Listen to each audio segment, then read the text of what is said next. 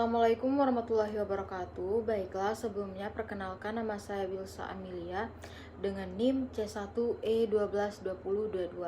Di sini saya akan mempresentasikan mata kuliah Manajemen Bisnis Waralaba dengan dosen pengampu Bapak Bambang Purnomo SCMM. Di sini saya akan menjelaskan analisis SWOT franchise makanan cepat saji. Yang pertama ada KFC. Untuk strength-nya atau kekuatan, KFC sendiri memiliki brand yang kuat dan terkenal. KFC memiliki pengenalan merek global yang sangat baik, yang memudahkan pemasaran dan menarik pelanggan. Yang kedua ada kualitas produk konsisten. KFC menjaga kualitas makanan secara konsisten di seluruh gerai yang menjadi salah satu alasan pelanggan tetap setia. Yang ketiga ada inovasi menu. KFC selalu terus-menerus memperkenalkan variasi menu baru dan menyesuaikan dengan selera lokal di berbagai negara, termasuk Indonesia, dan menjadikan relevansi merek mereka. Yang ketiga ada rantai pasokan yang efisien, di mana KFC memiliki sistem rantai pasokan yang sudah sangat efisien untuk memastikan pasokan bahan baku yang cepat dan terjangkau. Dan yang berikutnya ada kelemahan dari KFC sendiri, kelemahan atau weakness.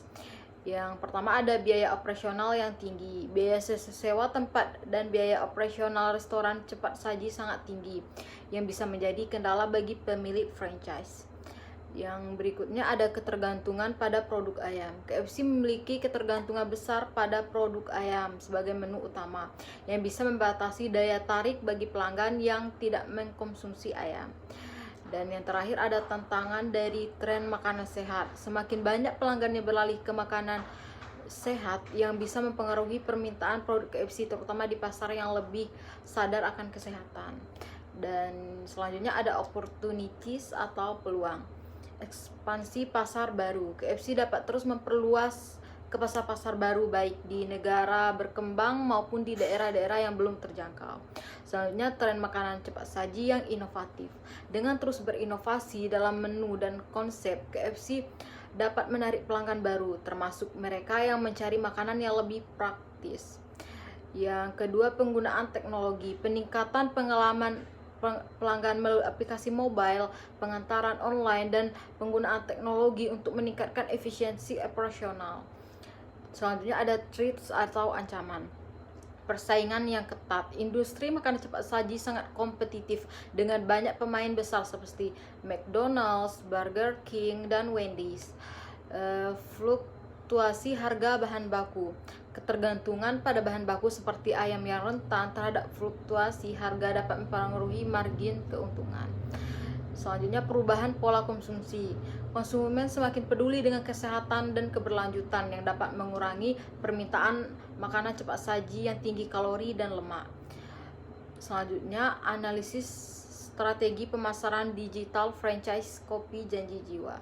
Strategi pemasaran digital kopi Janji Jiwa. Penggunaan media sosial yang efektif.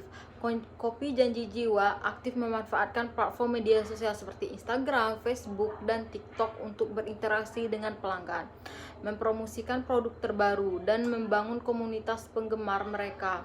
Juga sering mengadakan kontes atau promo menarik untuk menarik perhatian. Kampanye influencer dan kolaborasi. Mereka sering bekerja sama dengan influencer atau selebriti untuk menjangkau audiens yang lebih luas. Ini sangat efektif untuk meningkatkan kesadaran mereka di kalangan milenial dan Gen Z yang sangat aktif di media sosial. Yang selanjutnya, program loyalty dan aplikasi digital. Kopi Janji Jiwa menyediakan program loyalitas melalui aplikasi penggemar yang memungkinkan pelanggan untuk mengumpulkan poin dan mendapatkan diskon atau hadiah lainnya. Hal ini tidak hanya meningkatkan penjualan, tapi juga mengedepankan kenyamanan bagi pelanggan. Pemanfaatan teknologi pengantaran online. Mereka juga bekerja sama dengan berbagai platform pengantaran makanan seperti GoFood dan GrabFood untuk memudahkan pelanggan dalam memesan tanpa harus datang ke gerai. Hal ini sangat efektif di era digital yang serba cepat. Dan keuntungan pemasaran digital untuk kopi Janji Jiwa. Interaksi langsung dengan pelanggan. Media sosial memberikan ruang bagi kopi Janji Jiwa untuk berinteraksi langsung dengan pelanggan, baik untuk menerima feedback ataupun memberikan layanan pelanggan. Cost efektif. Beriklan melalui media sosial dan digital marketing jauh lebih mudah dibandingkan dengan iklan tradisional seperti di TV, radio, atau cetak, tetapi tetap memiliki jangkauan yang luas.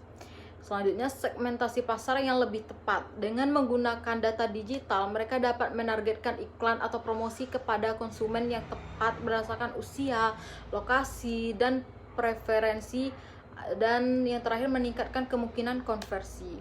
Selanjutnya, perbandingan franchise produk dan franchise jasa, mana yang lebih menguntungkan di era saat ini. Franchise produk, kelebihan biasanya lebih stabil karena permintaan produk dapat diprediksi lebih mudah, terutama jika produk tersebut sangat dibutuhkan atau populer. Produk yang terkenal seperti makanan cepat saji atau minuman kemasan dapat menghasilkan keuntungan yang cepat dengan skala ekonomi yang besar.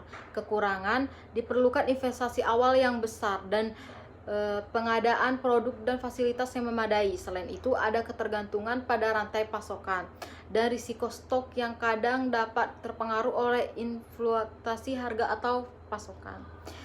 Selanjutnya, franchise jasa. Kelebihannya biasanya memiliki biaya awal yang lebih rendah dibandingkan dengan franchise produk karena tidak memerlukan banyak inventaris.